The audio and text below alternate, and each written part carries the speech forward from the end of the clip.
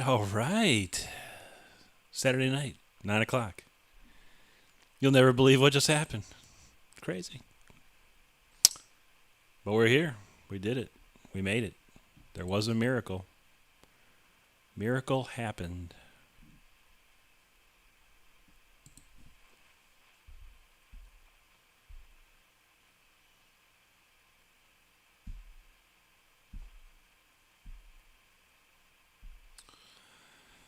So, yeah. Let's see what's going on here. Let me get ready. I'm not even ready. Barely ready. Everything got all messed up. And I'll explain momentarily. Not that anyone cares, because there's only one person waiting, apparently, or watching. So. Oh, Hank, you're here. Good, man. Let's see what's going on here. Let me get ready. I'm not even ready. So, yeah, you know the drill. Literally, the power came on 15 minutes ago at 8:45, exactly, which is strange. But, wow. Crazy. Yeah, everything's screwed up, man. Well, it's good. Super green, man. Super green. No VPN. Wired internet. We cranking. Yo, what's up, Anti? Thanks for showing up. We'll see. I was hoping to see a bunch of people from Facebook. I was like, oh, I put a Facebook post up and got tons of likes. I'm like, oh, this could be cool, man. But sort of slow. We'll see what happens here. I don't know. But yeah, I had to move my stuff around to plug in the Ethernet cable, and man, it messed my camera all up on my camera angle, so it's still not right. So I gotta mess with that. Let me just move this down a little bit. That's a little better.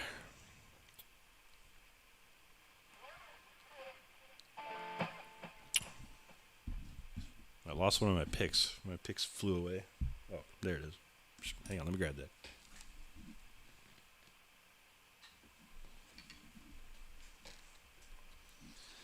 So yeah, I mean tonight I'm just gonna play out everything I can.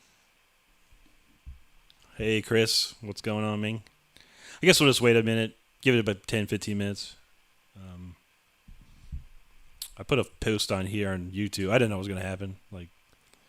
The power company said estimated time was 11 Eastern. So I was like, well, we gonna do a stream tonight or not? But yeah, literally 15 minutes ago, power pops on, and I'm in rush mode. Yo, Panis, what's up, man? Thank you very much. But we're gonna chill here for a second, do some chat, do some talking. I gotta check some levels, make sure the camera's good. I don't know.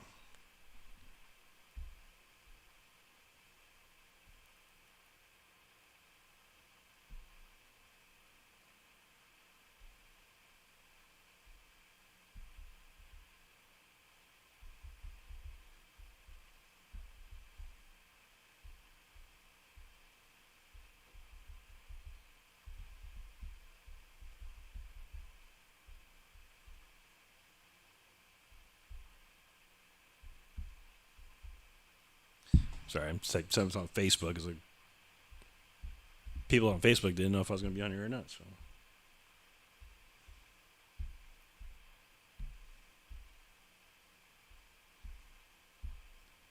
how's everyone else doing tonight? We having a good time. Saturday night, good times, good times. No power sucks though. I'll tell you what. All right, let's make sure. I put new strings on this guitar. Yeah. So Hank. Yeah. So.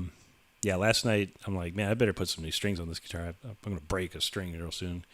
And I haven't changed the guitar strings on both of my guitars since the last time I changed the strings, which is probably a good 5 years plus ago. So, and I did a funny video, cut a funny video of it last night, but which I'll probably post tomorrow. But so yeah, these are brand new strings, brand new Ernie Ball Super Slinky 9s. The best, Hank, the best. Hey, Sharon. Welcome over. The power came on, as you can see. We're looking good tonight so far. Internet's great. Video's looking good, I think. And, yeah.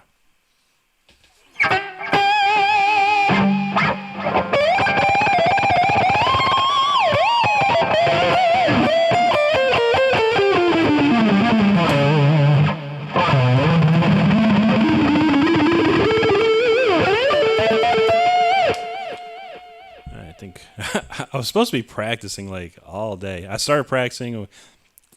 Hank started doing his stream around 6. And I was like, oh, I'm going to practice. I'll go through all these songs while I'm watching the stream. And then my power went out once. I'm like, okay, well, I'm going to leave it off. Power went off twice. Okay. Power went off third time. Came back up. Like, okay. And then, bam, fourth time, down. So yeah. But now it should be back up. Outage resolved, according to the amazing power company. And literally, the one grid in this area was down. Everywhere else, 5 miles in each direction, completely up and running. So, conspiracy or not, I don't know. And look, everyone, I got my fruit punch this week. Minute Maid. Oh, there it is. Minute Maid fruit punch. Like I said, I was gonna get 4 6-packs of this stuff. I got 4 6-packs of this stuff. So, I got my juice energy here. Yo, Miller, welcome in, man. Good to see you. So I apologize. I'm starting a little late. I ran, like I said, power was out, blah, blah, blah, blah. So I literally was like running around, turning this on, turning that on, sitting this up, setting that up. And it's like, I was supposed to be doing this for hours, just sitting here playing for hours, but no.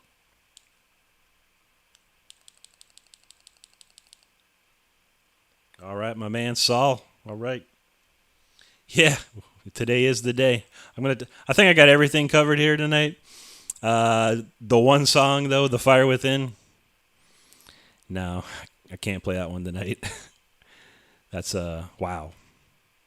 I must have been on another level when I was recording that album because yeah, I was trying to play through it and I could remember 60-70% of the "Fire Within" song, but man, there's like 5 key changes or 3 or 4 key changes in that guitar solo, and I was getting super lost, and I don't even know what it is, so got to relearn it apparently. Of course, that's the most popular song because that video, like 370,000 views of this funny old black and white demo version of "The Fire Within." Funny. Oh, great. Yeah. Thank you, Sharon. Yeah, the picture, new camera. I've got it tuned up pretty well. So, yeah, it's looking pretty clean on my side. Looks pretty good on my phone, so that's good. I always test it on my TV because I have a really big TV and a massive sound bar and see what it looks like there. But my TV doesn't like 1080p because this is just 1080p, 60 frames right here. So it looks a little crunky. But, yeah, the smaller is like iPad. If you're on a tablet or you're on a phone or a laptop, it looks great. Yeah, but yeah, I wish I could do 4K streaming.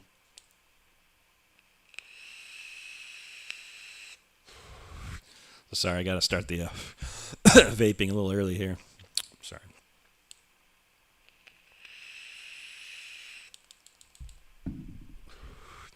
Yeah, Sharon, this stuff is I don't know, it's like my energy juice. I don't know. It's probably the best tasting fruit punch I've ever had in my life, and I've been drinking it for a long time. And I didn't drink it for a while, and then I don't know, I was like saw it, and I was like, oh wow, fruit punch, and I got it. There's a couple different kinds. I used to drink Hawaiian Punch, which used to be amazing, and I got a bottle of that a couple weeks ago just to try it. It's just horrible, but this Minute Maid fruit punch is the best.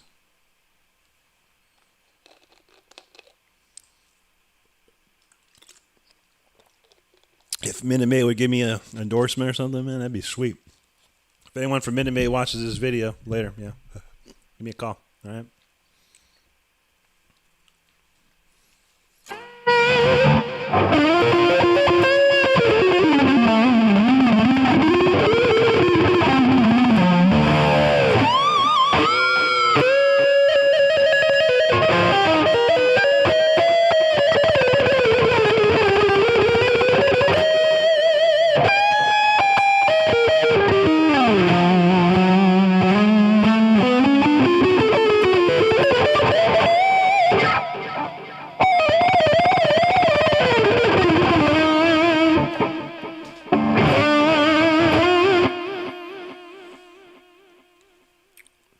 Yeah, Sharon, if you ever come to America, find yourself a bottle of Minute Maid fruit punch.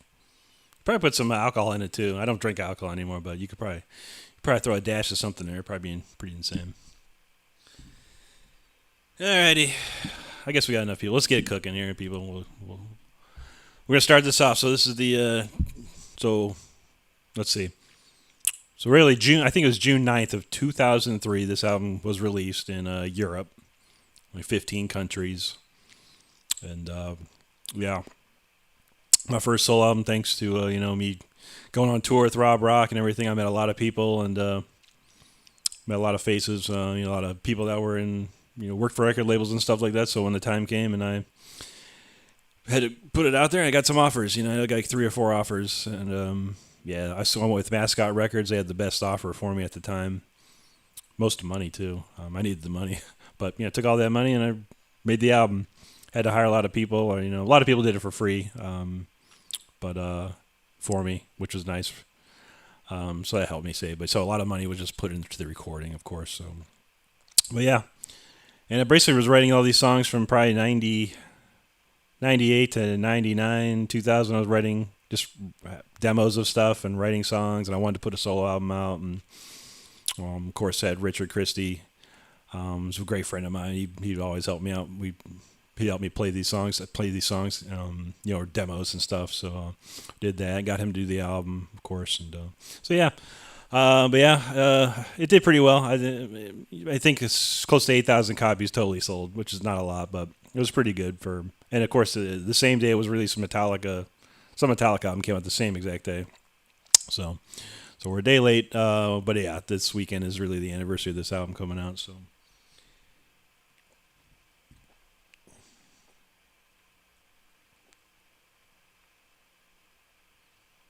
Yo, Kevin.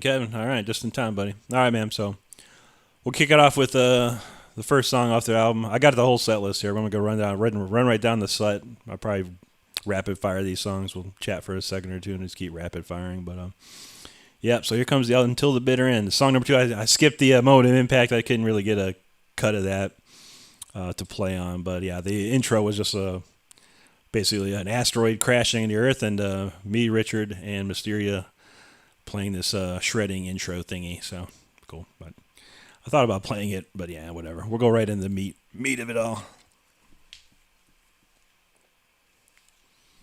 All right, here we go.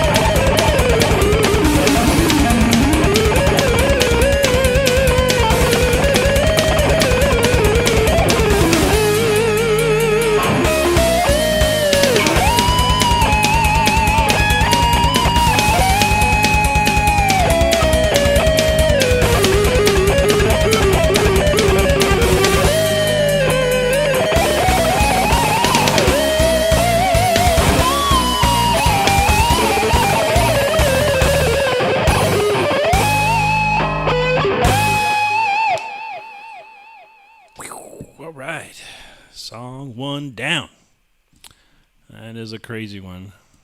And I played it horribly, probably. It was all right.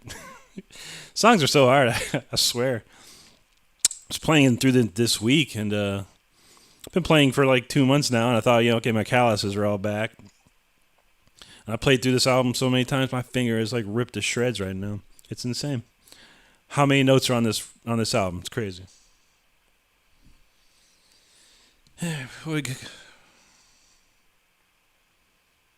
Oh, Rob Rock, yeah, they're coming to your neck of the woods, Saul. Enjoy that, yeah, Rob and Arnie.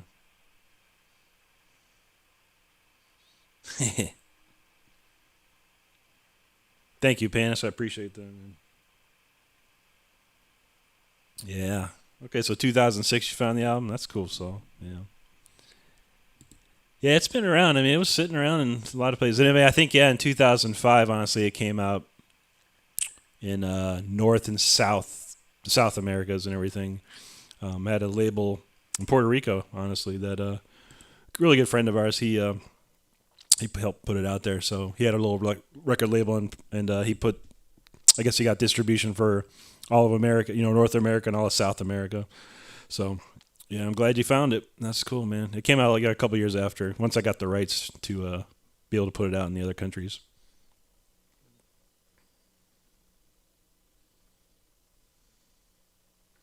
Cool. Yeah, I tweaked out the sounds. I went through every song, and I played it through, and I recorded it, and I kept tweaking on the old levels and stuff, trying to get everything right. So, all right. What's next on the list? All right, Calling on Vengeance. Yeah. Where is that? Here it is. So, yeah, Calling on Vengeance. This is the third song on the album. First of the back-to-back vocal songs. And this was, this is one I wrote originally for the album. Had it written a year or so before I even got going. And I think it was called Race to the Finish at first, if I remember correctly. And I was writing a lot of stuff about race cars and Formula One and stuff. And this was like the Race to the Finish. But once I gave it to Rob, he turned it into Calling on Vengeance. So Rob wrote all the lyrics, of course. I can't write lyrics. I'm pretty bad at it. I can write music, but not lyrics. Every time I look at my lyrics, they're pretty dumb. Like maybe a line or two is okay, but a full song, no way. Whoa, Brian Glotty, here he is. He played on this record too. Yeah, 20 years. You're right. It's amazing how time flies. It's good to see you, man. I haven't talked to you in a minute either, but I've been disappeared from the world. 5 years of no social media, no nothing. I just turned it all off, uninstalled everything, and it's like, well, maybe I should do YouTube again. Maybe I should try YouTube, for some stuff, and then back to social media. Here I am.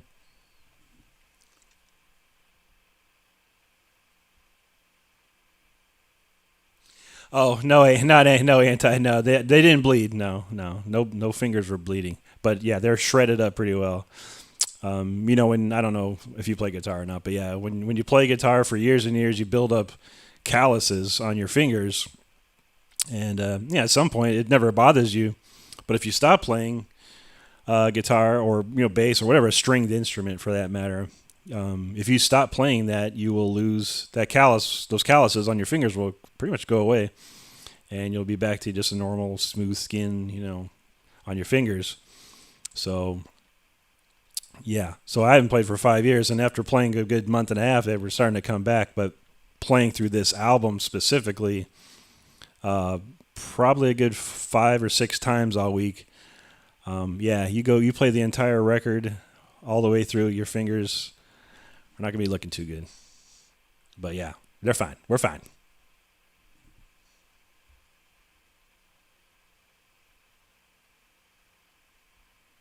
Nice. All right. So let's call on the vengeance. Make sure we have that. And I had to use the Charvel tonight. Or, I'm sorry, the Jackson tonight. That Charvel, when I flip the pickup selector, sometimes I lose something wrong with my humbucker, and I lose connection. I gotta wiggle it. So I'm afraid of that. So Jackson all the way tonight, eh? All right. Here we go. Calling on Vengeance. Let's rock.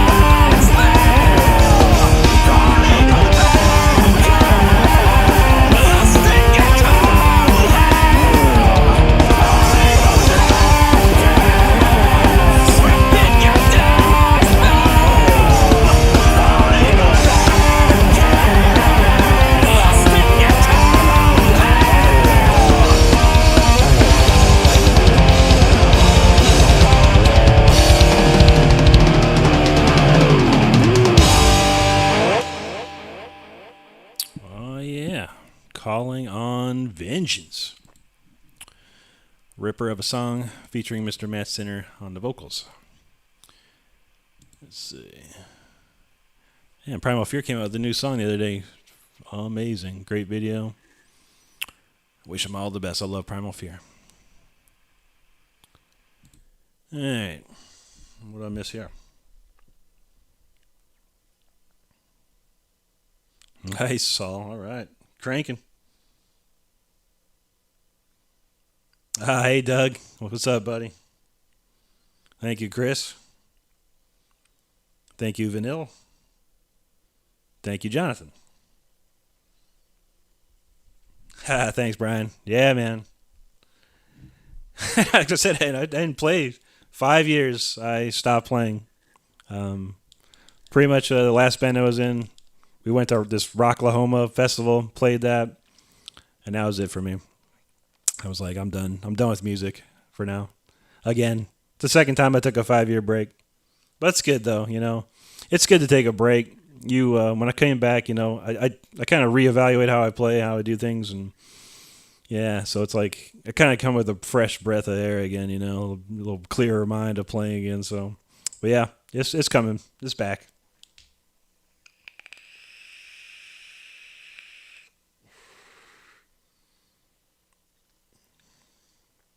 Yeah, man. All right, so yeah, it's looking good, man. So far, so good. That's that one. Let's see what's on next on the list here. So, song number 4, "Kingdom for Ransom," another classic.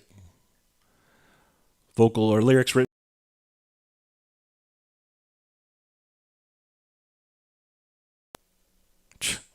Yo, shoot, man.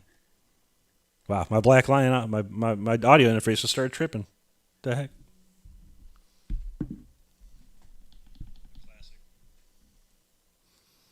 Gotta make sure that's still working.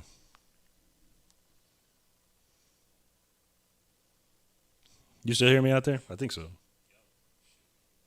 That was weird.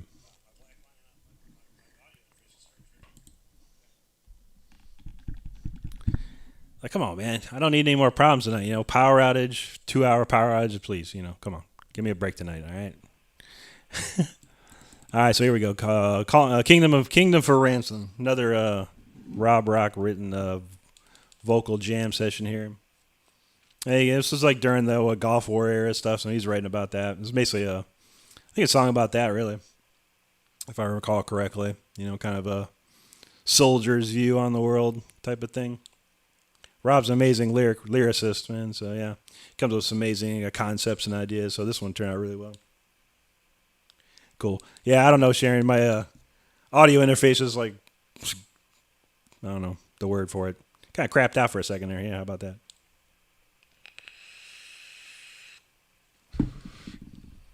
Yes, sir, Miller. I'm trying to get through everything here tonight. So yeah, that should be coming up momentarily, buddy. Kind of go one by one. But for now, the kingdom is for ransom.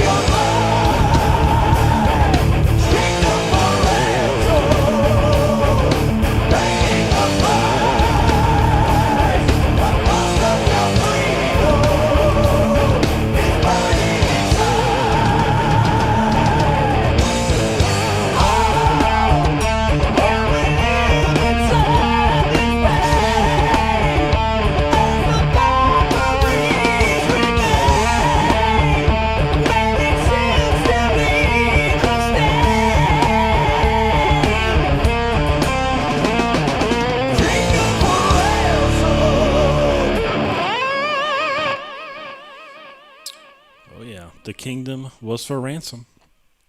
That worked out. Nice one. Good song, man. Good melody. Good hook. I thought that one was going to go big, but, who knows? You put songs out and you hope for the best, and that's all you can do. But I think people like that one. I believe that was one of the higher played ones, at least when I got my BMI money or whatever. Yeah, let's see. So, yeah, next on the list, Symphony 40. Yeah, the classic Mozart melody.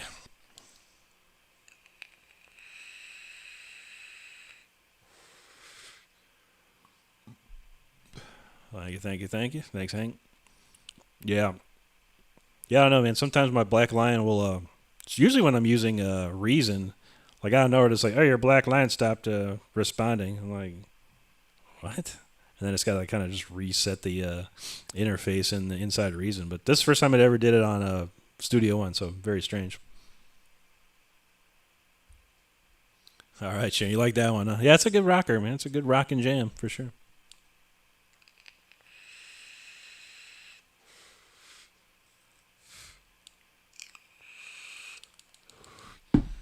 All right. Let's see. So, yeah. I think we're song 5. So we got Symphony 40 here. I'm going to take a sip of my fruit punch and then we'll move on.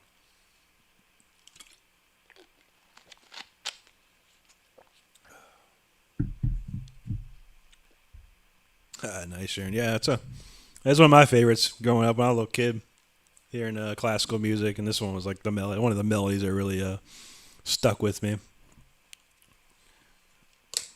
Gotta make sure we're in tune. We are. Alrighty, here we go. Symphony 40 by Wolfgang Amadeus Mozart and myself. We collaborated. I did a seance and he helped me out. So here we go.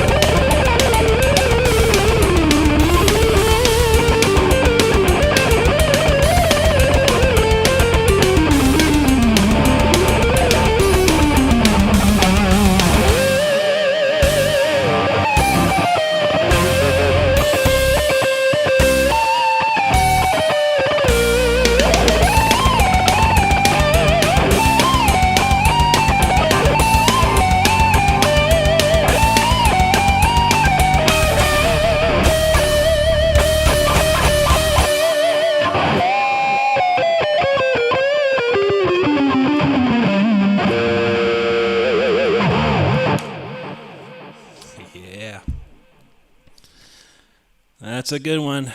We like that one. One of our favorites for sure. Yeah. Classic. What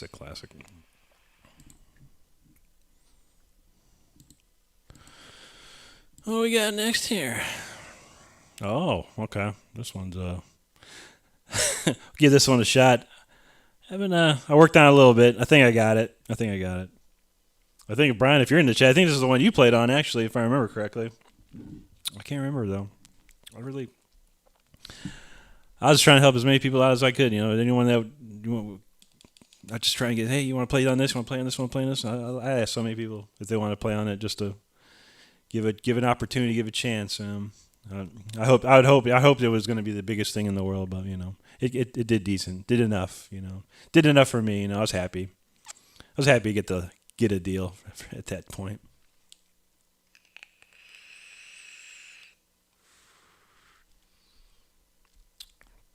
Well, thanks, Sharon, Saul, Caden. Hello, welcome to the jam session of the evening, Saturday night jam. All right. Yep, thanks, Saul. Yeah, it's a masterpiece, man. A classic. I love it. You got that right, Miller.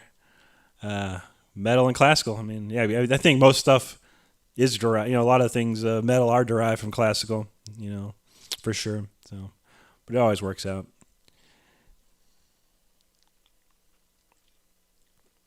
Thanks again, Sharon. Thank you, Kevin. That one felt pretty good. That's the one song I probably remember. I always remember that song. If I never played guitar again and someone's like, hey, can you play Symphony 40? I could probably play that because, it probably wouldn't be so great. But I remember all the parts to it for some odd reason. It's one of my favorites.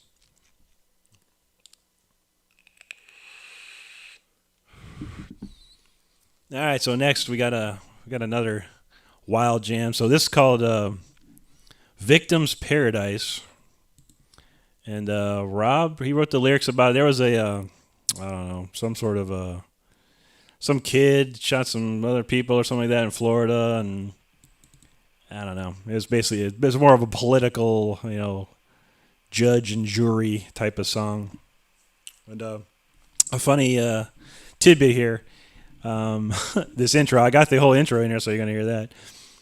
He was like, "Man, you should get like a bell ringing, and then get like some judge." Saying something, and I was like, all right. And I was funny enough. The movie Liar, Liar.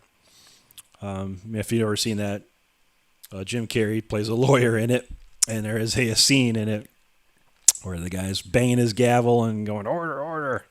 So I took that and I mixed it in a way so you couldn't really tell it was him. I tuned down the vocal and stuff, or tuned down his voice and.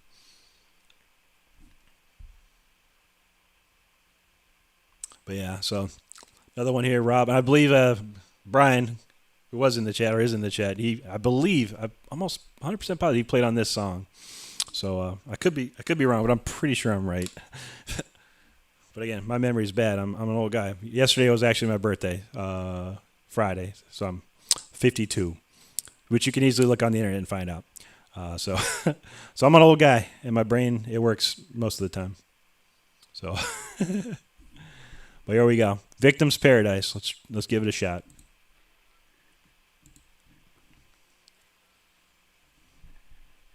I think it's going to work. Oh, here it comes. Order. Order. Of course, the amazing Richard Christie drum solo here.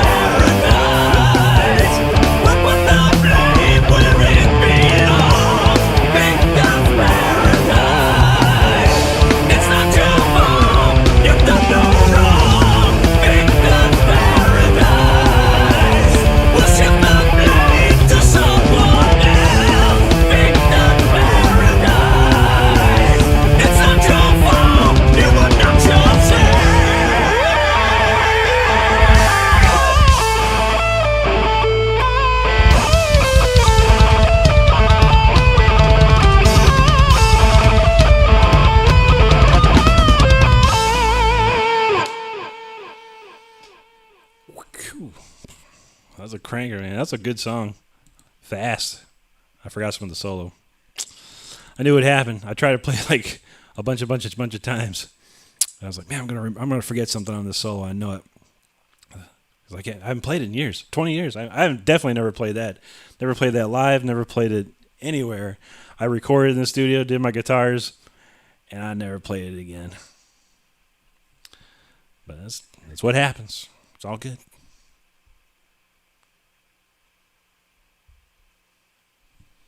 Yeah, right, Sharon. Liar, liar. That's one of my favorites too. I love Jim Carrey. I think he's hilarious.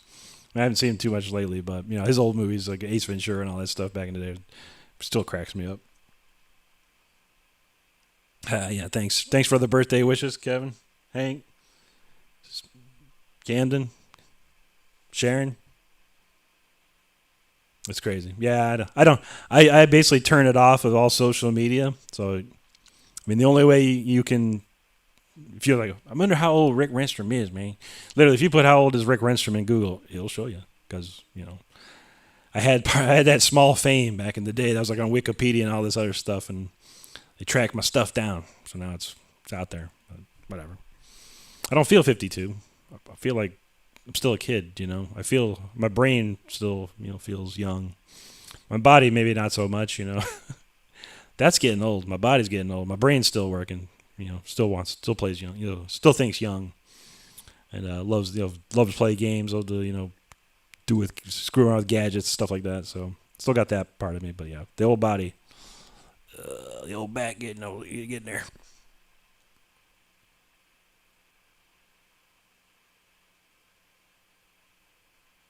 Yeah, Anti, you're right, man. Yeah, it's classical. I mean, there's so many players out there that were influenced by classical music. Honestly, and metal is one of the big ones. And if you listen to a lot of, not just Mozart or those people, there's a ton of stuff that sounds like it could be metal. And yeah, you got like Metallica did a thing. I think Dave Mustaine did a full orchestra thing. Of course, Yngwie Malmsteen did. Uli Roth has done it. A couple others. I would have loved to have done it. I had plans that I wanted to do it. I was like, man, I could, this whole album could be like, an orchestra behind it and stuff like that. And it's expensive, unfortunately. I looked into it. Now, I could have went to Brazil and probably paid about very, very, very inexpensive. I can't remember. It was like maybe $1,000 or something like that, and I could have a whole orchestra back then. I'm sure the prices have changed, but yeah, you got the money. You can get yourself an orchestra. There's no doubt.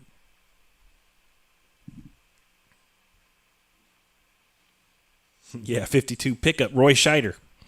It's a classic. But thank you, Anti. I appreciate that. Yeah, I don't celebrate it. I didn't do anything. Me and my girlfriend, I think we went out, got the dog's nails trimmed, and I ordered a pizza.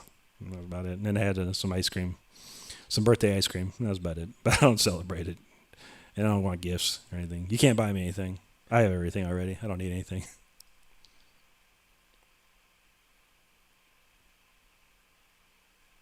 Sharon, I remember when I was 31. 31's not bad. The 30s aren't bad. The 40s aren't bad. It's when you hit 50, then you're like, dang, I'm half a century old. This is weird. But it's all in your mind, honestly. No problem. Yeah, definitely, Kevin. You're welcome, Saul.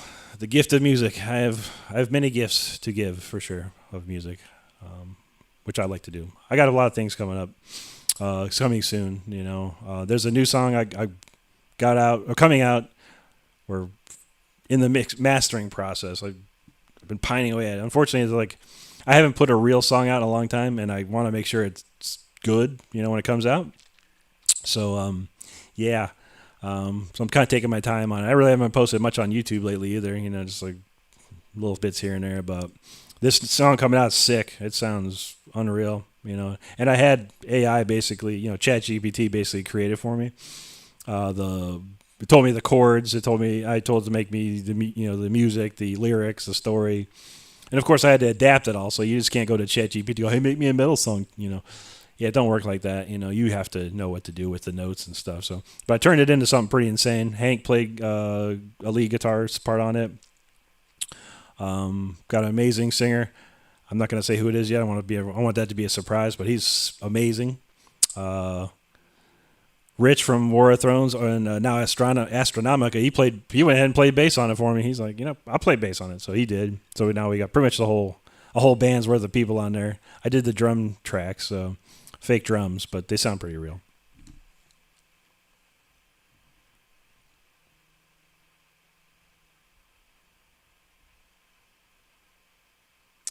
I'll have to look that up. I have to look at that, Miller. I haven't heard. I've of course heard Vivaldi's Winter. I've all four seasons, of course, but I haven't heard that version of it. I'd like to hear it. I think I wrote a metal version of that before, but I didn't do anything with it.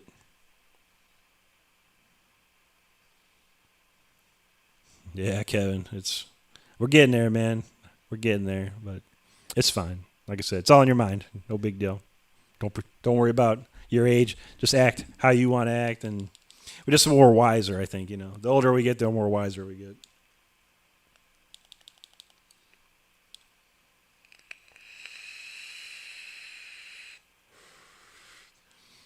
Yeah. Where did we leave off with? That was Victim's Paradise, wasn't it? Okay. So, which means next is Opus Licks. All right, cool. All right, let's see. Let's close this up.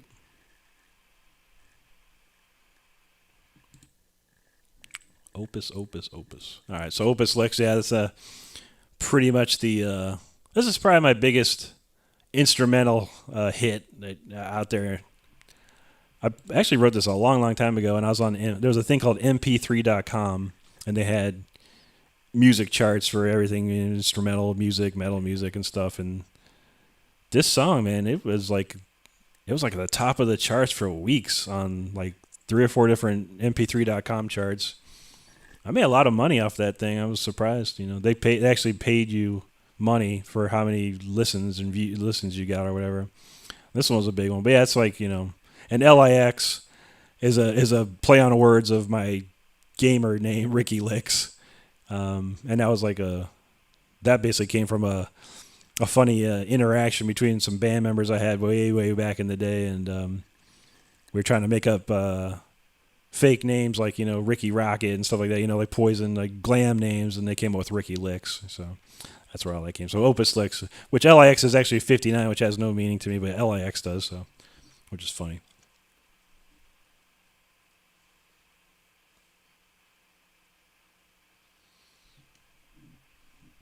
All right. So let's play this one, and I'll go through the chat and see what's cooking me. And we got sound. Good. That's good news. All right, here we go. I can't remember. This is like 8 counts or something. Jeez.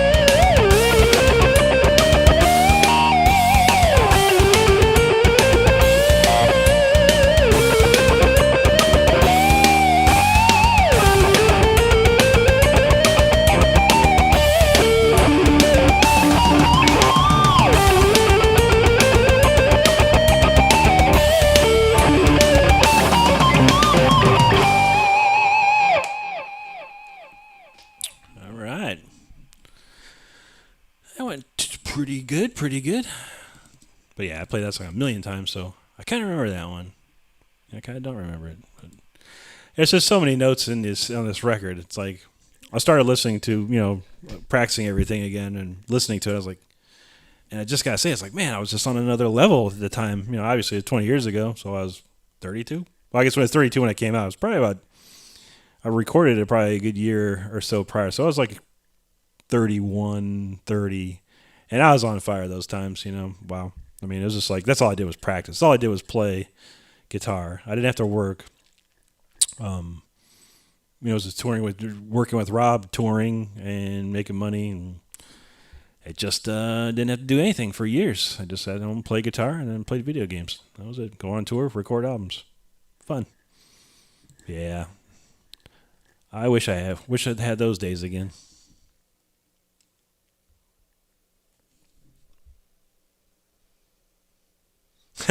Kevin, yeah, man, extreme mountain biking, man.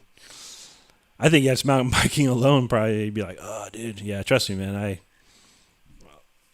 I mean, yeah, I went to, like I said, a couple weeks ago. We went to IKEA, and as we walked the entire store, and by the end of I got out the door, I'm like, my back and my legs were just like, whoa. And as soon as I got home, I just collapsed on the couch. I'm like, dang, I need to get some exercise, man. Shoot. All right, Saul. Yeah, the classic Opus Licks, man. Yeah, that was like the middle of the album right there. That's when you hit the halfway point, basically. No, I don't think I have that album specifically. Mostly just like I like Resurrection and what's the album came after that. But I've heard the winter songs. Yeah, Rob's amazing, man. I love Rob Halford, honestly. I love it. I'd love to have played with him and a band or done something musical with Rob Halford. I mean, God, just the greatest, one of the greatest metal singers of all time. But yeah, I have heard that winter songs though. Yeah, I don't own it though. I guess I could though. I could get it on my Apple Music easy. Thanks, Decipher. Yeah. That's that Opus Licks. It always reminded me of Richie Blackmore. So if Richie Blackmore wrote an instrumental, it'd be kind of like Opus Licks or something, that song.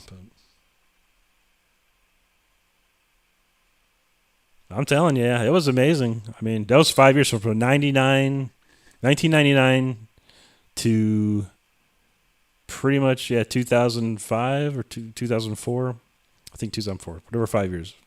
Yeah, that's it. And I didn't, have to spend a lot of money. Back then, 20 years ago, rent was like, shoot, I had a 1-bedroom apartment. It was like $400 a month. I had like a landline. It was like $10, and my car was paid off. So even though it was garbage, at the time, it got me to point A to point B. But I think my mom paid for my insurance at the time, so I didn't have to worry about that. So yeah, it was like, and all I do was pay for like $20 worth of food. And I think every time I got a big chunk of money, I would just pay everything in advance. Like all my bills, all my rent, my electric bills. I pay everything in advance for like 6 months, and then pray to God that within 6 months I got another check or something, and I would. So I just kept going like that.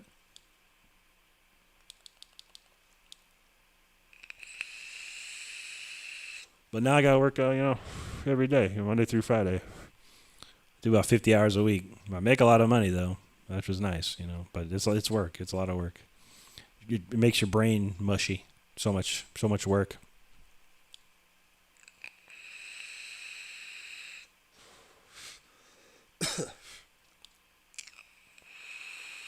Alrighty, moving on then. Like I said, I'm gonna try and rapid fire these ones. All right, so this one next is The King. Here Comes the King, another Rob Rock vocal and lyrics, of course. I think actually Rob Rock, he wrote all the lyrics to all these songs. And he kind of looked at the cover of the album, which is Until the Bitter End is basically an extinction level event. And I was like, oh, my idea was like, yeah, we're gonna shred till the end, shred until the bitter end type of thing. So I was gonna, whatever, but. Yeah, so it was like my statement of shred music, it was just keep going, and it has, I may have not have kept going, but other people did, and then people under that came in. You know, so until the bitter end is interesting because, yeah, Shred hasn't died yet. It's been going, so. Yeah, I know, man. Yeah, I mean, I work from 12 to 9 every Monday through Friday, and then when I'm on call, I'm like 24 hours basically. I mean, I don't get calls all the time, but yeah. If someone calls me at 4 in the morning, I got to stop the world and go do it. But like I said, I get paid enough to do it, so there's no complaints, really. It's all good, man. Only got 8 more years to go, and I can retire. Yeah. Shit. All right. Here we go with the King.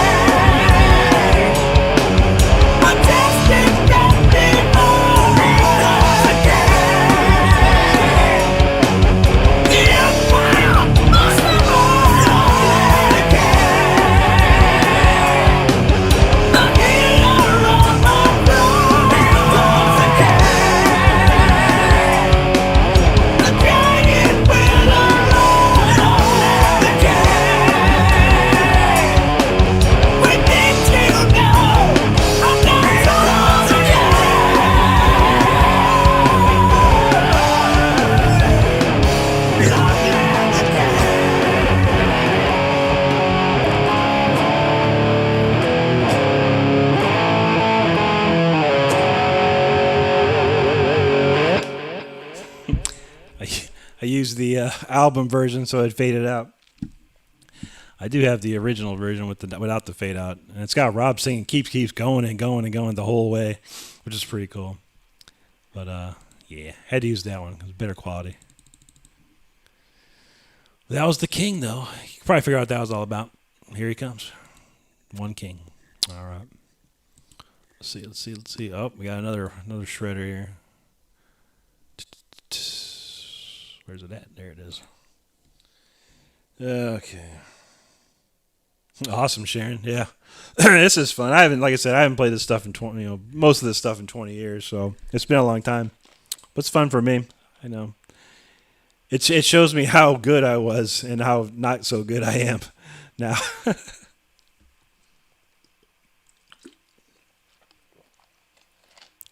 Thank you, Van White Metal. Good to see you, man. Appreciate it, buddy. Yeah, Caden. That's Rob Rock, man. Look up, if you're interested, look up Rob Rock on YouTube. I think Rob Rock Music is his YouTube page. But, yeah. Actually, I can put it in the chat.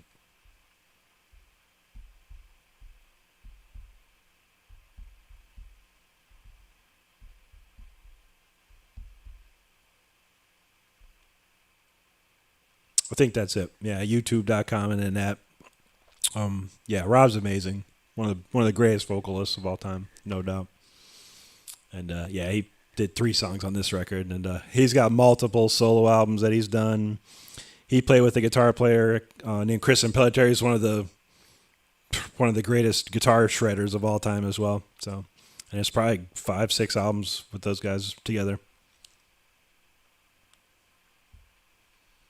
Thanks, Kevin. I mean, I think it's weird because, like, well, I look at this, like, until the bitter, I was, like, probably at a good peak of my playing. And then when we did the Leash Law album, I was really on fire there. And then after that, no one's ever heard it. I'll have to see if I can put it up one day. But it's all my demo solos for another Rob Rock album. And only like one solo got on there because I left the band. But I was really on fire. Like, man, it was just like explosive shredding. I was like, dang, man. I got a copy of it around here somewhere. Just all my solos, and that's it for these demos. And then, yeah, that was insane, man. But yeah, you take some time. And then when I took 5 years off and I came back with War of Thrones, I learned everything, and I came up with a different style, on the War of Thrones. It's got shredding, but it's different, a little more mature sounding. And it was probably the first album I ever did that sounded like me as far as guitar solos. It didn't sound like Yngwie, it didn't sound like, Uli Roth, it didn't sound like Richie Blackmore. It sounded like me. Every solo was like my own, which is cool.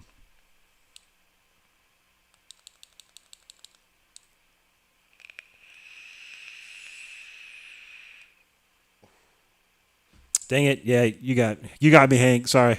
Thanks for correcting that. My autocorrect blows on. I don't know. I had to factory default my iPhone a couple weeks ago, and it's better, but nothing. I lost all this kind of stuff like that it remembered. So yeah, it sucks. Yeah, what was that place called, Kevin? I know exactly what you're talking about. Yeah, that I still can't think of the freaking name of that place. But it was a nice little place. It was real nice. It was nice people there, and the stage was okay. And it was a small, just an intimate club. Yeah, that was dang, dude. That was probably 2003, 2000. Yeah, probably 2003. Okay, I know. Lost and Found. Was that it, Kevin? Lost and Found. I think it was. Yeah, that was like our rehearsal place practically. Like we just play live there just like for rehearsal practice and and have a little fun playing live. But yeah, Hank, that was like 2003, I believe. We were playing this one club constantly in Longwood. It was called Lost and Found.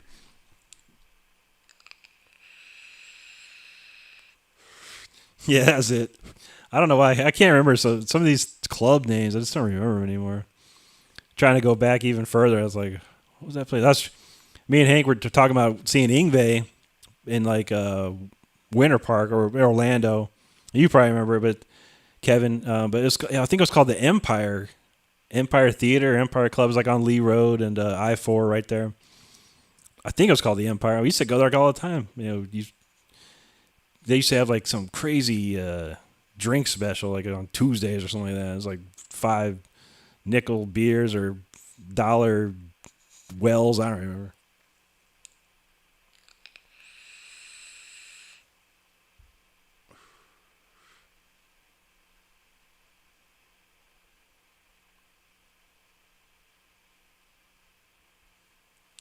Oh, you played there too, Hank? I don't. I just don't remember, man.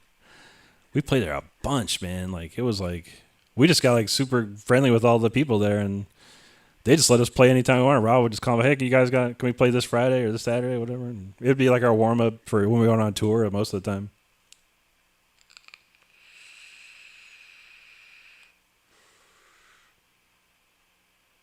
JJ Whispers was that what it was called?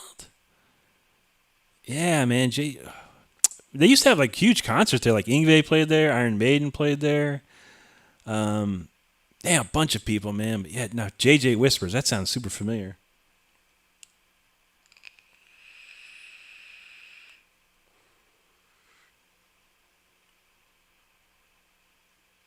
Yeah, I think so. I saw him in like '96 or something, man, or '95 at that place.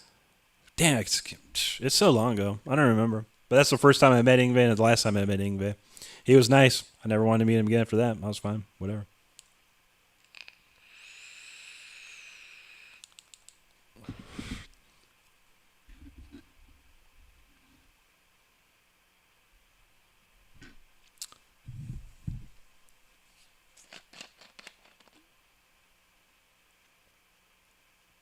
Dang, yeah.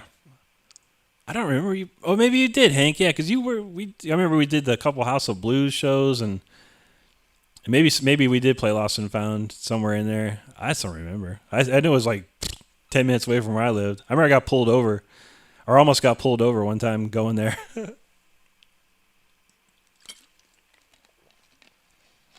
Like I used to drive a 1991 Pontiac Firebird Formula, and the original owners of it pulled the 5.0 out of it and put a 5.7, so the speedometer was wrong.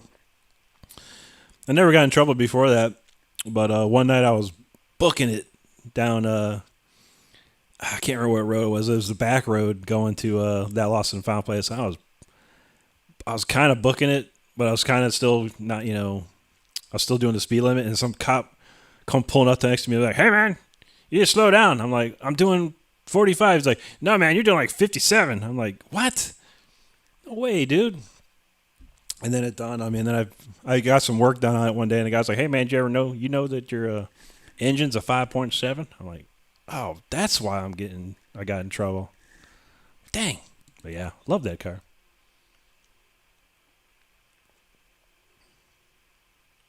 Okay, yeah, that's it. Yeah, that's it, Kevin. Sam Ash and Lee Road. Yeah, yeah. Was it called J? Didn't it turn into the Empire? I thought it was called the Empire or Empire Club or something like that. But yeah, JJ Whispers. Dang. Wow, that's old, man. We used to go there like every week, and then like they had like it didn't have any metal there, but we went out to go get drunk and look for women most of the time. Because that's what you do when you're young. We were 20 in our 20s, man.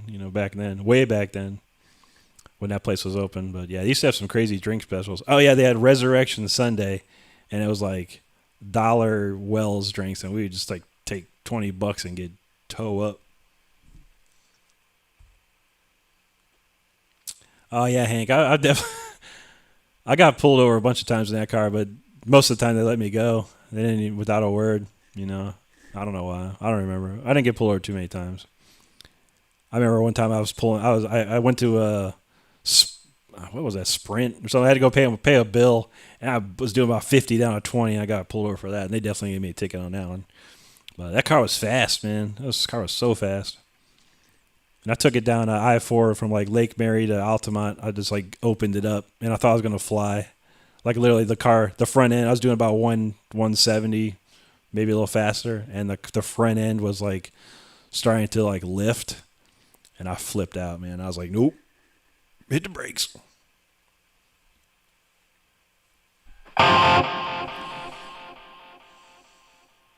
Yngwie's never been to Scotland? That's wild. Huh. I thought Yngwie had been everywhere. All right. All right, what we got? What do we got? All right, Towers of Babylon. Yeah, this one is another. Rob wrote this one, but Wade Black sang on this one.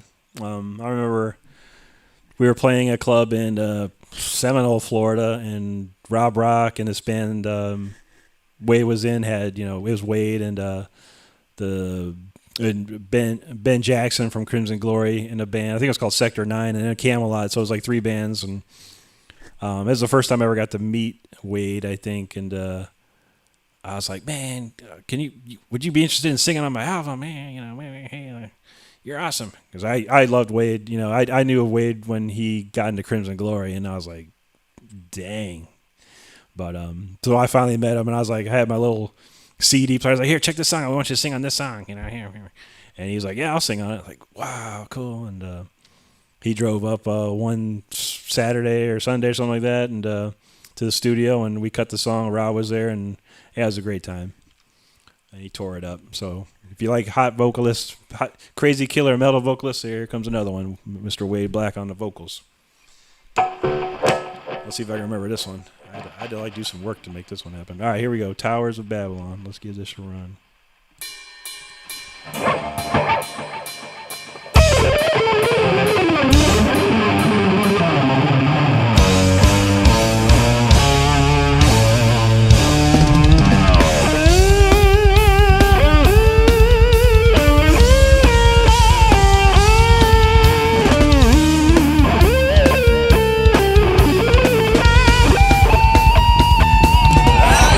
Speculate everything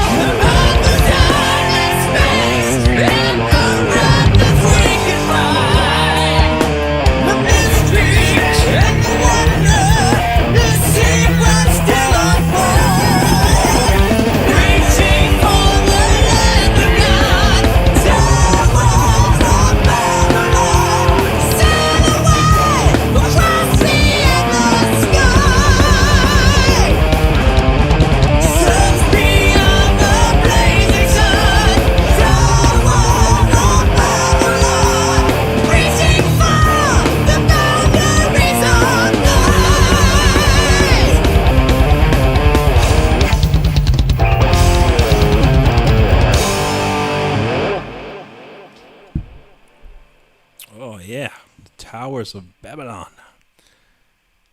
I think Robert, he wrote that about kind of outer space and the conflict between who made the universe, God or science, explosion. What is it? It's always a mystery. But depending on how you believe, no mystery. But yeah, great song. Wade killed it on that. It's all right. It's one I haven't played. I only got to practice that a couple of times this week. And yeah, I missed a few parts and whatever. It's good. We're gonna try and do this probably next week too. Probably the whole album again, and I'm gonna try and do Symphony or The Fire Within next week. So I'll have a little more time this week to practice it. So yeah, realistically, that is one more song to go. That's Destiny's Call. How are we looking on the chat here? What's going on?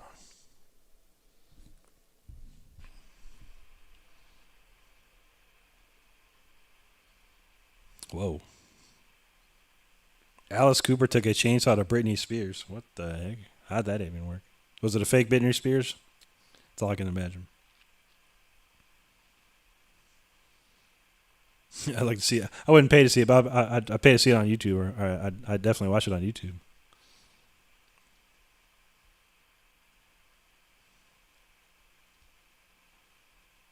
Oh, yeah. Yeah, Yngwie does. He lives in a... What is it? Is it Miami or like isn't it Coconut Grove or something like that? Or coconut something? I can't remember. Definitely in the Metro Dade area. Yngwie lives in South Florida somewhere. I think he said he moved there because he didn't like the earthquakes in California anymore, so he wanted to move to Florida. So he goes to South Beach, or he goes to South Florida, where one tsunami comes and he's gonna have to write his next album. He'll write a song called Tsunami because that's remember he wrote the song Fault Line. That was his disdain for earthquakes, apparently, and yeah. So now you got to write a song about tsunamis, Yngwie, because you're about to get wiped up. And one of these days, you stick around there. Awesome. Thanks, Van White Metal. Appreciate that. You too, Sharon. Thank you. Thanks, Kevin. Yeah, I got a couple pieces of that solo goofy, man. I screwed up, but yeah, that one part's crazy. Like that after the tapping part, those little shredding things. I don't know what I was writing back then. Like I said, I was on a different level when I was in my late 20s there.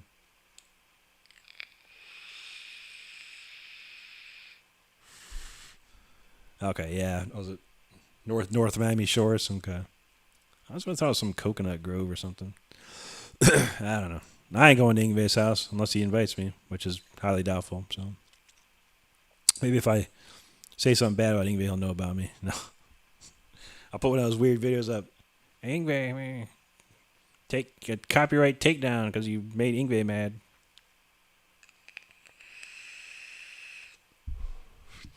Thanks, Sharon. Yeah, that's another one on the on my YouTube channel, at least. So I'm hoping that I wanted to get it on Apple Music and Spotify and Amazon, all that stuff. I just didn't have time to get it all set up, and I got a bunch of pieces missing, and I need to get all my publishing stuff. You got to give all the stuff to this company so they know how to pay you, apparently.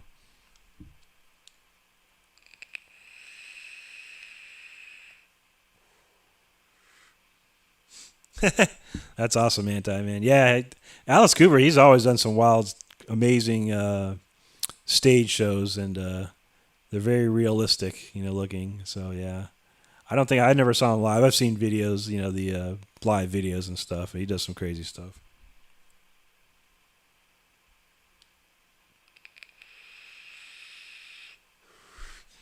Yeah, I don't think if I offered Yngwie a Rolex, he'd be okay. He'd be down to chill. But yeah, you bring him a donut, and you're probably going to be giving those donuts to the cops that come by to pick you up and take you away from Yngwie's house. So.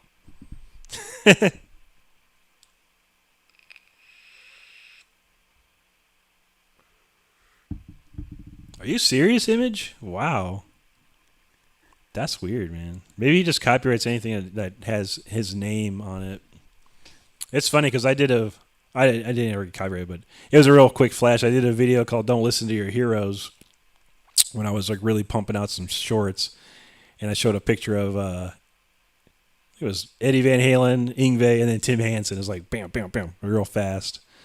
Um, but I never got in trouble for that. He must not have saw it, thankfully.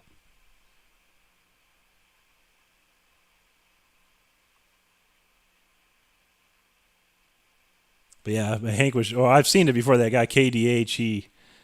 I saw a while ago, and Hank reminded me of watching it again.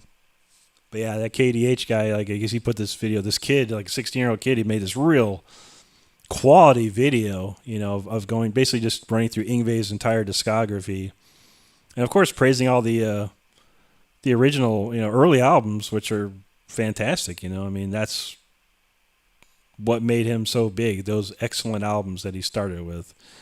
And there was a certain time where, yeah, the quality just dipped off, and he, instead of having someone produce it, an engineer, he did it. He wanted to do everything. I want to be the engineer. I want to be the producer. I want to do this. I want to do that. Yeah, that's cool, man. But you pay people that are much better than you to do a better job. I think. I don't know. I'm a okay producer, okay mixer. All this stuff. I mean, but there's a million people that are way better than me, and I'd rather just, if I had the money, I'd just pay them to take my stuff and work with it, because I could probably do a lot better with it. But sometimes you're not in that position where you got a lot of money to just go ahead and do it. So you got to do it yourself. So, but English got money, so I don't know what he's worried about. But if he would just pay, some dudes, some real killer musicians, a killer singer, a killer producer, he could probably jump back right into this, man. People would be blown away. But I think he's just old in his ways and does what he wants.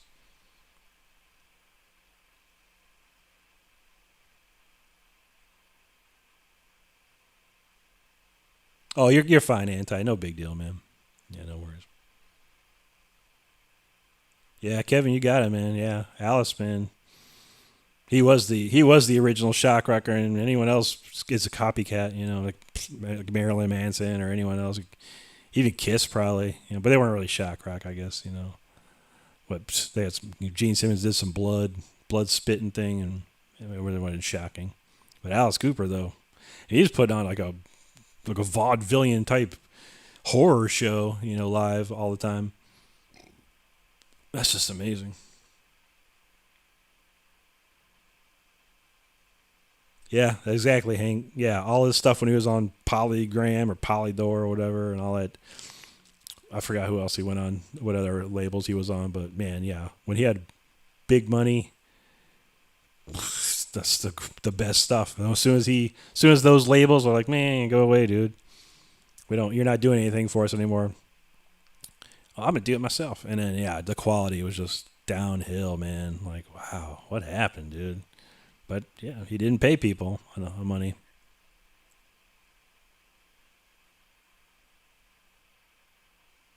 Yeah, exactly. But I mean, yeah, he's so big in Japan and Europe. That's where he makes his money, So, and they'll keep buying his stuff, And Young Guitarists will put him on the front cover. Burn magazine put him on the cover. Anytime they come out with something, he's there in Japan, and he sells out those shows, and so he's making money in Japan, big money still over there. But yeah, kudos to him, man. Do it up. But yeah, people in America, like there was a little resurgence of Ingve, but you watch some of his videos, like these live videos, and him singing or whatever, and just like, I don't want to see that. I don't even want to see. I don't even care anymore, honestly. I've had my fill of Ingve over my life. I don't need to see him live. I've seen him live plenty of times when he was amazingly killer. He still plays amazing. For the most I've seen. But yeah, the singing stuff. Get a singer, bro.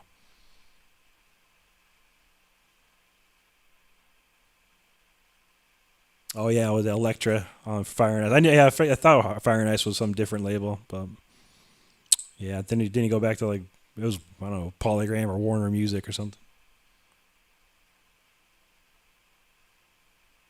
Yeah, right. All great. Yeah, thank you, all great sound engineers. Exactly. I can't do that. That's not me, man. If you put me in a studio and say, here, engineer this record, I'd be like, okay, I'll put some mics here, I'll do this. No, there's certain science to it all, honestly. And I don't know that science. I'm horrible at math.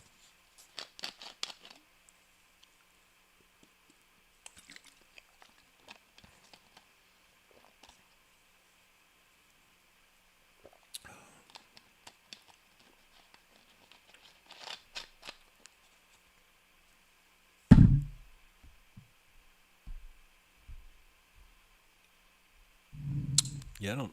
Does Alice Cooper still play live? I mean, I think he was because Nita Strauss was playing with him for a long, long time. So I guess they were still doing something. I don't know. I probably won't. I don't go to concerts anymore. I don't really care. If there's a concert, it'll be on TV. I'll watch it on TV or whatever, in the comfort of my own couch and my sound bar and my TV. That's all I need. I can make it sound like a concert. I can make it sound like, well, in our living room we got, yeah, I can make it sound like an IMAX theater in there and blow the freaking walls off this place, but I don't. I'm a nice guy.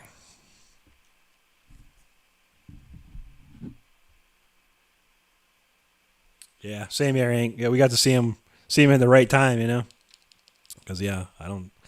It's yeah, I've heard some. This sound is not as, he still plays the same, but yeah, this sound is definitely like, it's not that big, huge sound like he used to have.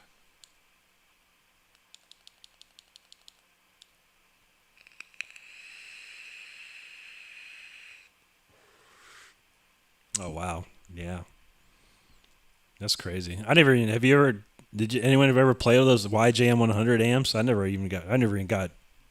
saw it in the flesh at all. I got some Kemper packs that had the top Jimmy did, for the YJM 100. That's the closest I ever got to a YJM 100 Marshall. I would have liked to check that out, but I've never seen one in the flesh.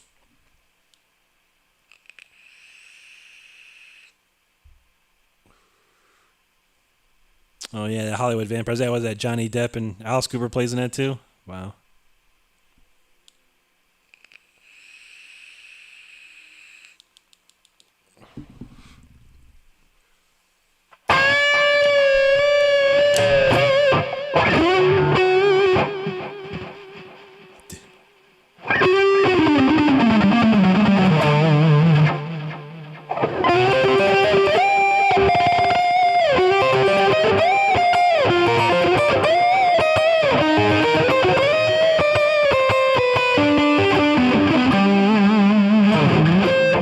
Dang, Hank, you had a YJ100? Holy man. Dang. I would love to check that. I would have drove up there just to hear it, man. Crap. Yeah, thanks, Kevin. Yeah, it was fun today, man. I'm just glad the power came back on. It was like, I'm like, oh man, it's like 8:45. I'm sitting here like, man, come on, man, turn the power back on, man, and sure, boom, lights right up. I'm like, oh, dang it. Then I was like rushing everywhere. Do this, do that, fix this, fix that, tune this, tune that. I didn't even tune. The guitar wasn't even tuned. I changed the guitar strings last night and left it overnight with the tune, the locking nuts unlock, so it, kind of get the strings breathing and stuff. And then I was just playing on it earlier, like during Hank's stream, just to bend the strings out a little bit, but I never. And then the power went out. Like, oh god. So I literally tuned the guitar within about 3 minutes of going live.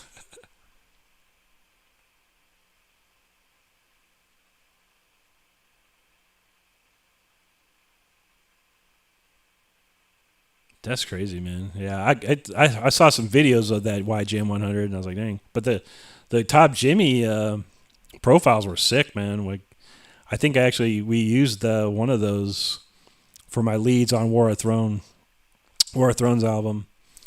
Reamped it with that, and then of course a ton of killer effects and whatnot. But yeah, that YJM was nice. I wish I had a Kemper to use those profiles, but I ain't paying that kind of money unless I can get a cheap one.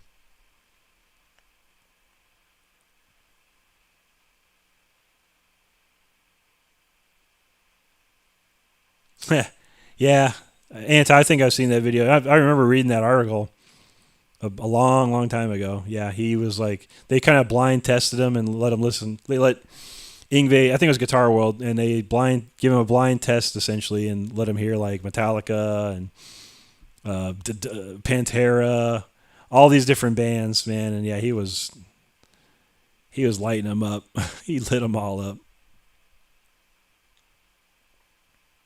Oh, 2010? Shoot.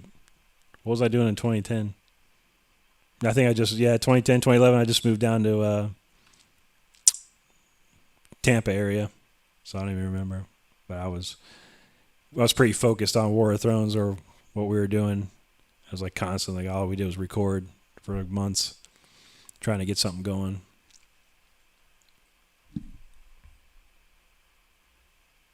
Yeah, man. Hank streams are fun too, man. He plays like he likes to do. He knows he's really good at doing like cover songs and stuff. I suck at covers. I'm like the worst.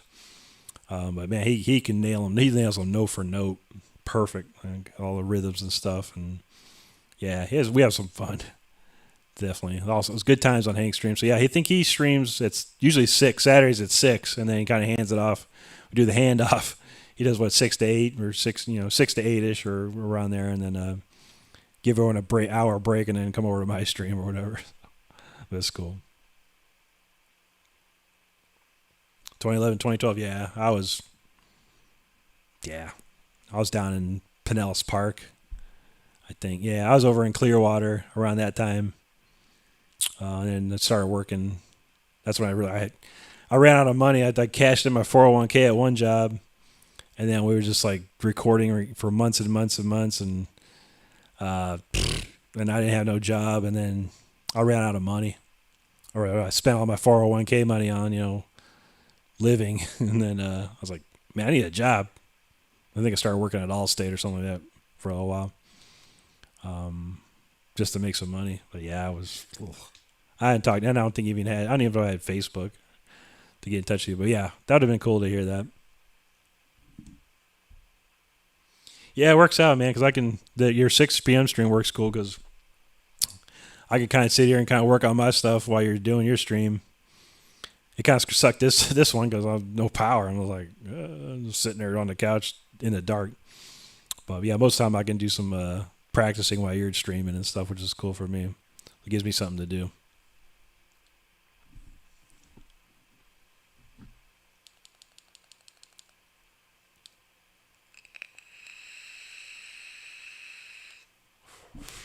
Yeah, Kevin, if you got time, man, yeah, head on over there on Saturday. It's cool, man. Good stuff. I like streaming. It's fun, and I like talking to people. There's always, you meet someone new, someone hasn't been around or you haven't talked to in a long time, or kind of pops in and out and talk about good old times, which is fun for me. It makes me remember stuff.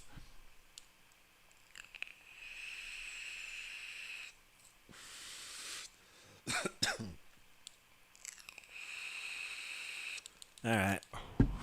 Well, I got one more. One more from the album. I have 2 more from the album, but yeah, like I said earlier, the song called "The Fire Within."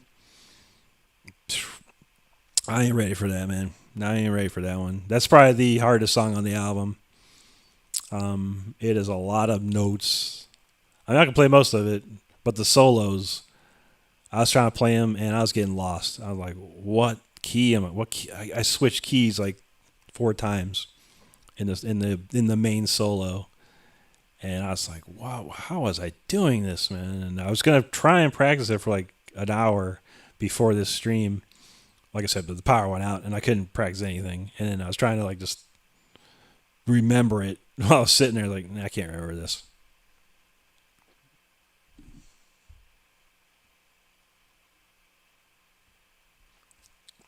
Yeah, Kevin. Yeah, I was like Allstate. Well, it's weird, man. I was working at AAA for a while, doing a roadside for Porsche. And then, when I needed a job in Clearwater, I went to start working for Allstate, which basically absorbed a bunch of the stuff. So I was doing roadside for BMW, Audi, Mini, Porsche, Mercedes. Yeah, it was rough, man. They were strict here too, man. You had to tuck in your shirt and everything, man. And if they saw you with your shirt untucked, they'd be like, "Hey, your shirt's untucked." I'm like, "All right, man, I'll fix it, man. Hang on." It was bad. Then I got a job. I got my tech job after that, and that's what I've been doing ever since. Just network engineering.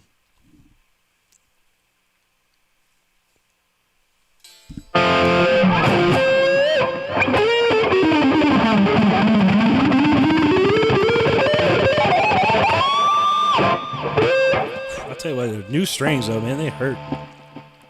It takes a minute to get back. But like I said, I've been playing this album so much this week, my fingers are like shredding from the calluses are just like, hating me right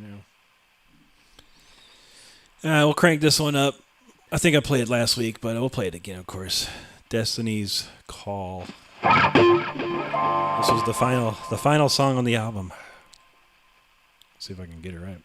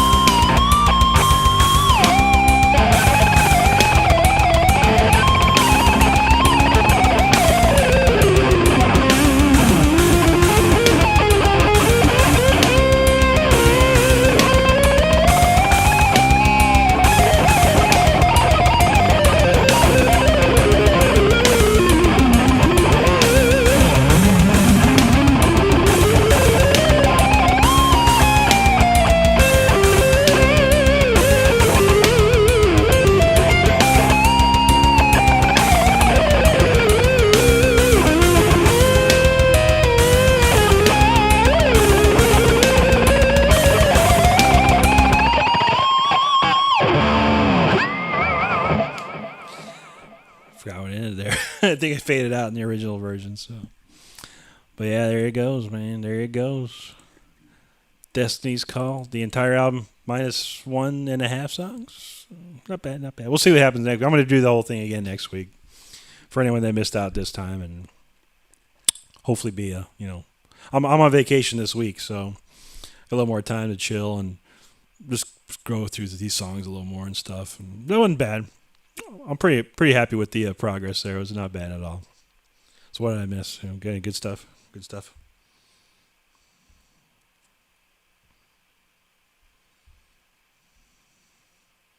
Oh yeah, Hank's he's been having the tone woes, but yeah, he's back, man. That tone was sick, dude.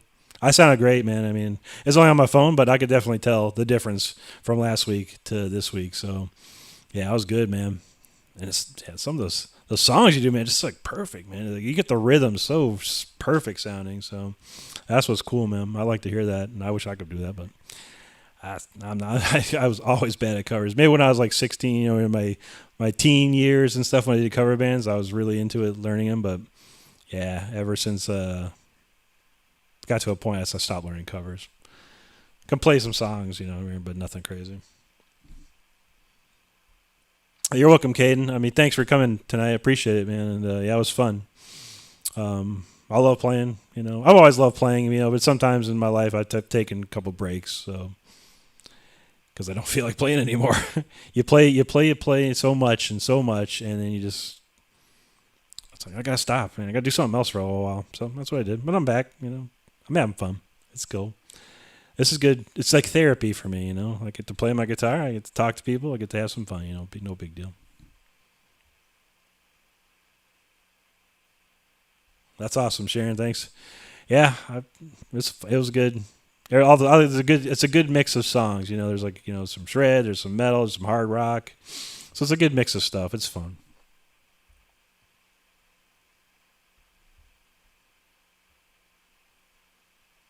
Whoa, stream had dislikes? What? Yeah, that bums me.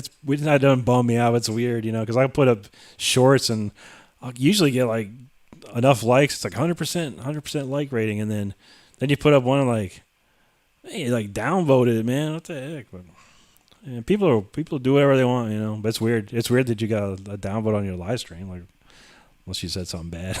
I didn't like what he said. Downvote, thumbs down, man.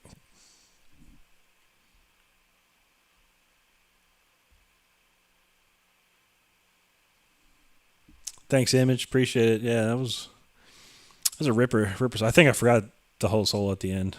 Or somewhere. Middle of the main solo, I forgot something. And I totally got thrown off, so I just started making stuff up.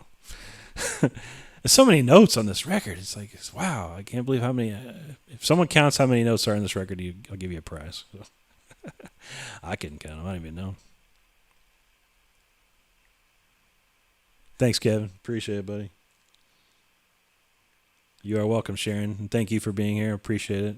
It's good fun times. Wow, another almost. I don't think this will be my record-breaking stream, but like last week with the 2 hours and 12 minutes, but getting close to the 2 hours. But it's fine. I got the whole night blocked off. Really. But 2 hours is good. I think that's enough. We had a pretty good. I think it's good. I think I had the most people ever in the stream was like 15 or so.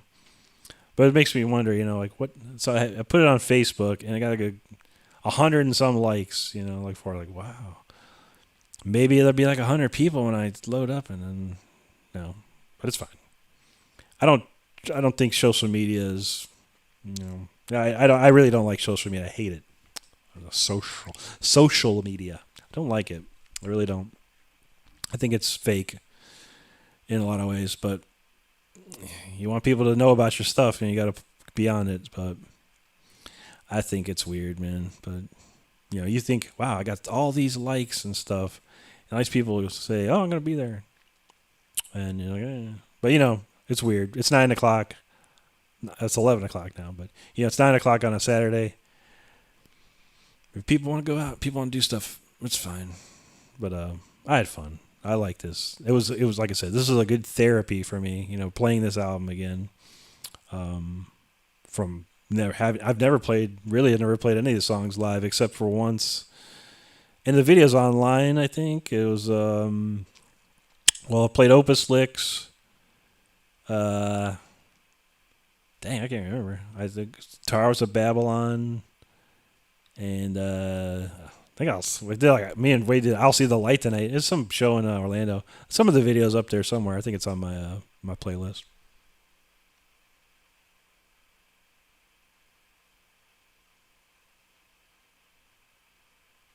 Yeah, that's what I think, Kevin. It's like go buy yourself your own 6 pack of beer. Don't waste your money at a bar, and then you're just at home chilling. Having being entertained or whatever.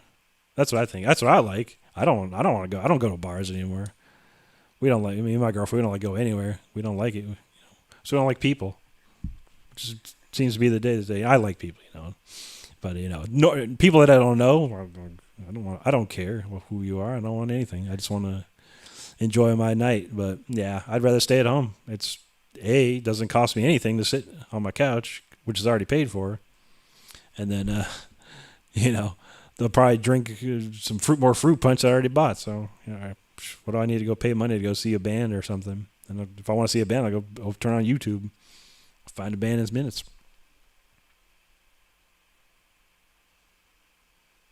Yeah, Sharon, I was gone from Twitter, Facebook, everything. I 5 years I didn't go on there. It's sad because I opened up Hank got me to even install Messenger, um, and then I looked at all these messages. I was like, my God, there's so many people that messaged me in 5 years, and a lot of I'd say 70 to 80% were legit messages. Of people like just wanting to ask a question or wanted some help or needed something or wanted me to play on something or this or that. And I kind of felt bad with those for sure, but then the rest of them were like weird spam people. Like people I have no, who the heck are you? Like, hi, I'm in Uganda and I'm a pastor here. And I was like, "Oh, okay, you're into shred guitar? I don't know, weird." But yeah, I accidentally friended a lot of weird stuff, probably spam. Like, cause I was like, oh yeah, friend, click, click, click, click, friend, I have accept. That was stupid. Now it's like if someone asks to friend me on Facebook, I like literally look at their profile. If I don't see like a guitar or a mic or some metal T-shirt or a metal symbol or sign, deleted. I don't. Nope. Nope. No way.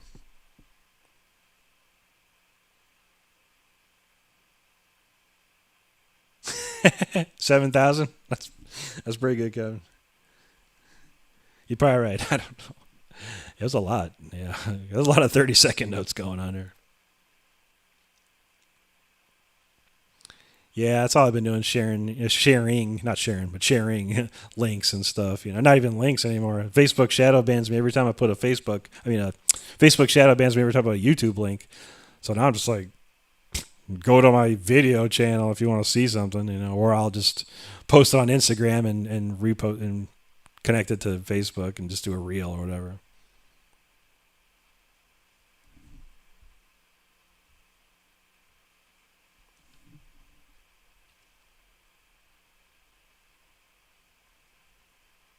I have not heard of that ad check, but yeah, it's strange. Yeah, because you were in the show, you were in the live stream last week, and I played 2 songs that I wrote, and I do have copyright for, but another company has the copyright or has control of the copyright or something like that. Or they do the distribution. So yeah, they copyright claimed me, but yeah, it made no effect. There's no effect, so I could play the songs without worry. They'll just put a advertisement on that video or something, or which is fine, whatever. My videos die. So far, after a couple hundred views and they're down. And then I get a couple, maybe 10 views a week on certain videos and whatever. So yeah, I don't know. As long as it's a claim. But you said strike, so that's kind of odd.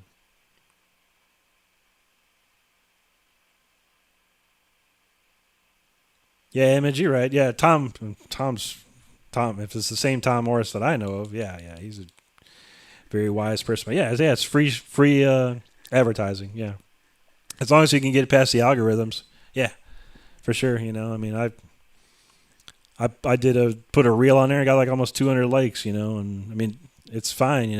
I don't get any money for it. It doesn't help me because I need YouTube stuff. I need subscribers on YouTube. I need likes on YouTube. I need views on YouTube. Facebook views and stuff don't help me. But it's nice. It's that people. But as long as you cater to Facebook's algorithm, yeah, they'll show it to your friends. But if you try and undermine it and do something like sneak a link in there that pushes them to another page outside of Facebook, they're not going to push it to nobody. So that's the problem.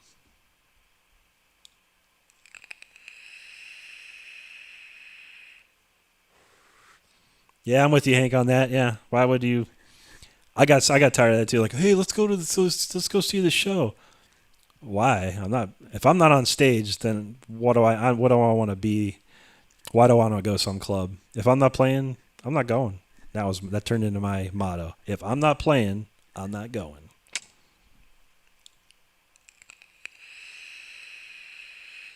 Ain't nothing wrong with that, Sharon. I mean, honestly, if that's what you like to do, then yeah, go to every show you can. Why not? There's no reason not to, really. I think it just comes to the person themselves. If you want to. I don't like going to shows because, like I said, just like Hank, if I'm not playing, why do I want to go? I don't care to see anyone. Again, if I can see it on YouTube, most likely. Plus, it's to save my ears. My ears are. I played 30, almost 40 years in front of Marshall cabinets and Mesa Boogie cabinets and stuff like that. My hearing's luckily there, and I'm not going to put earring or earplugs in to go to some show at a bar, which I'm not going to go to. So.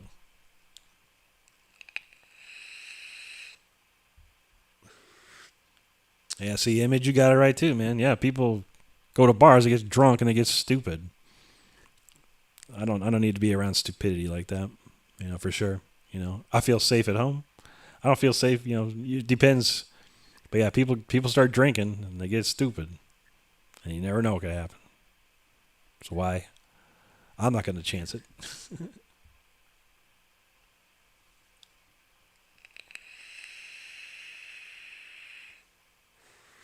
Oh no, Hank, more claims. Dang, man.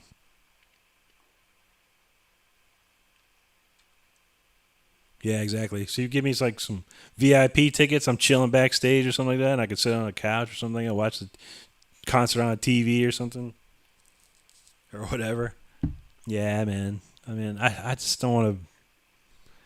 And unfortunately, I mean, I'm not like famous or anything anymore, honestly. But I used to go places and people would just be like, "Hey, man, what's up?" And most times most people are pretty cool and they'll like want a picture or an autograph or something, whatever. That's cool, man. But then some people want to keep talking to you, and I don't want to. I don't want to keep talking.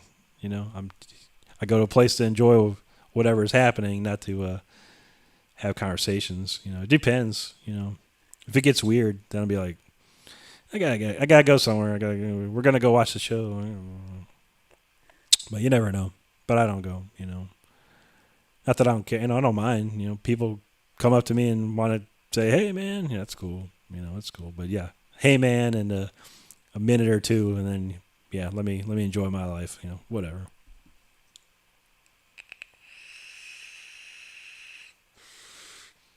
Yeah, you were talking about that, Kevin. Yeah, still moshing, man. Like I said, no way, dude. Even if I went to a concert, ain't no way I'd be near that mosh pit. I get pulled. I get sucked in, and then I come out with a back broken. Be out for a week.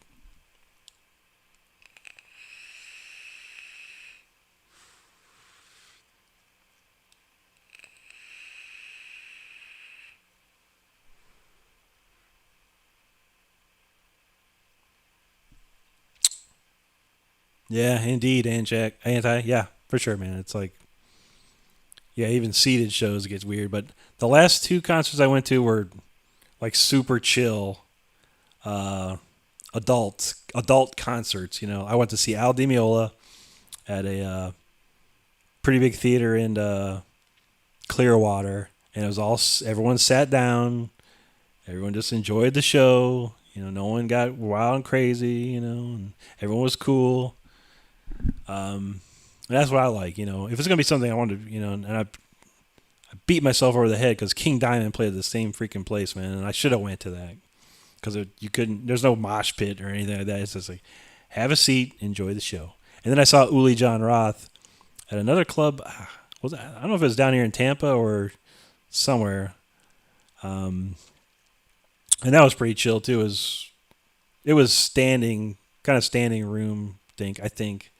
I think I had seats up front, but most of it was standing room. But I think I bought the VIP packages for both Al Di Meola and Uli Roth, and so I could meet them. Obviously, I had to meet them. I've never met them, and I wanted to really badly. So that was cool. It didn't cost too much, a couple $100 a piece.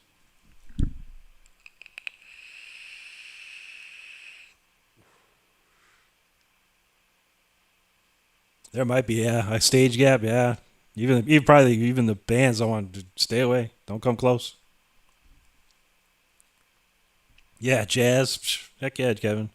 Jazz is super chill. You go to a jazz bar and everyone's chilling, man, enjoying the music. I haven't been to a jazz club in a long time, man. I don't think my girlfriend likes jazz, so probably wouldn't work out for us going to one of those. I love jazz. I studied jazz in college, so I definitely know some stuff there, and I always enjoy that.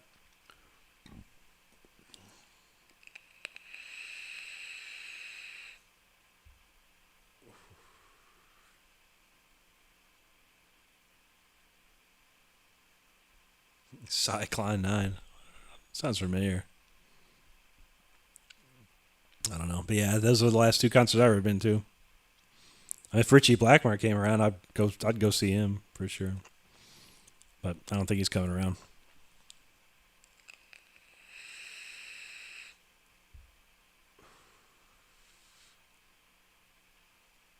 Yeah, you're right, Kevin. Yeah, Europe is different.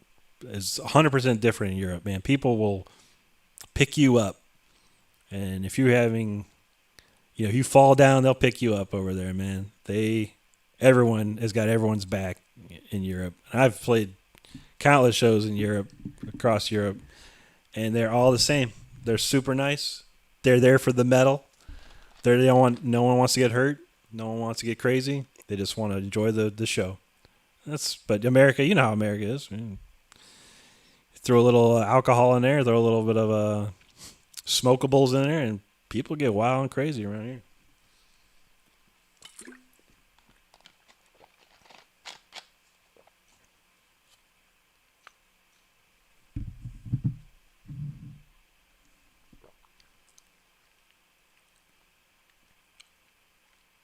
Al DeMilo was amazing. Like like it was 1978. He was like playing all the cool electric guitar stuff. I mean, he broke out the acoustic there, but he played a good amount of electric guitar, so which I grew up on listening to, and it's freaking amazing, man. I mean, he has never missed a beat. Guy is still sick, man. He's probably in his late 60s, early 70s at this point. He can still shred. Mind-boggling, man. I even yelled out. He's like, "Oh, what do you want to hear?" And I was like, "A Gypsy Danza." And damn sure he played it, man. I was like, wow. Yeah, he was amazing. And a super nice guy. Yeah, I mean, obviously I paid a VIP money to go hang back, whatever, and talk to him, get a picture and all that stuff. And man, dude, he was super nice, man. And I handed him a CD, and I don't even know if he listened to it, but yeah, King Diamond. I've seen King Diamond.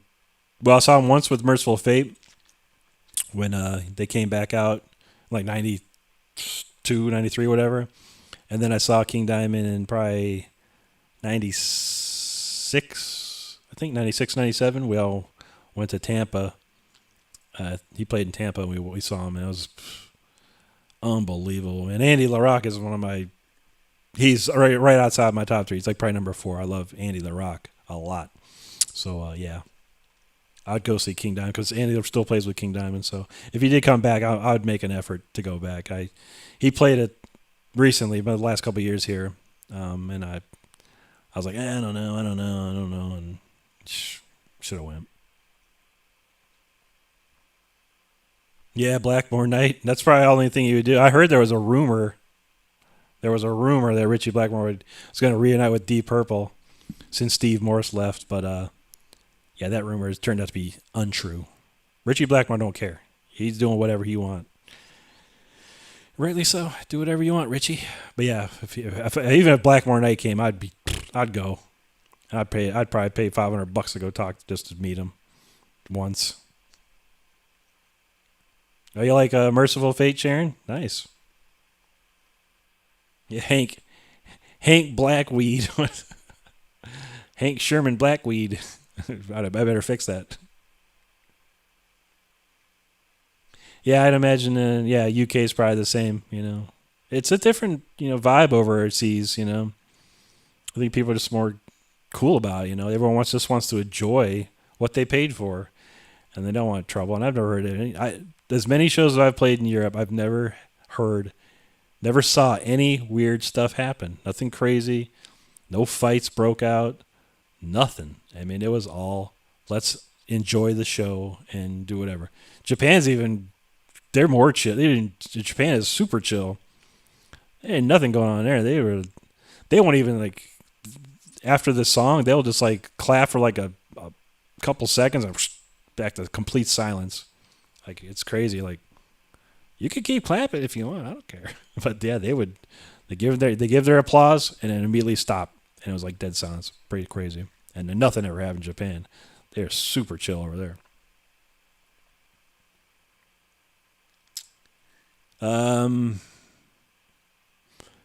No, I don't think so, Hank. I don't remember. He might have played there, but yeah, it was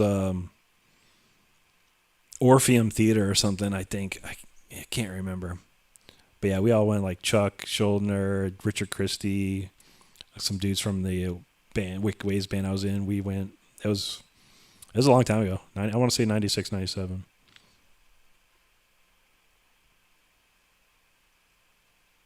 Yeah, $400 to meet Ingve. I'll take that $400 and go buy something else I'll buy something for myself, man. No way. I'll take that. I'll buy my girlfriend a couple $100 worth of stuff, and I'll take the other 200 and buy myself a present. $400 for Ingve. No way. No way. Not happening. Not worth it. That's like I said. I met him once. Don't need to meet him again.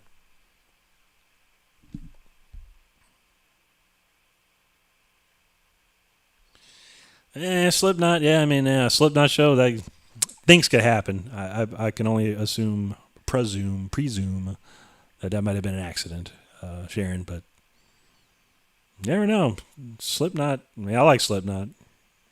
I'm not like a super fan. My girlfriend's a super fan of Slipknot, but I like their music. I like Jim Root's cool guy, and I love their drummer. Jay is a sick drummer, man. I'm so glad he's in that band because man, that guy can play.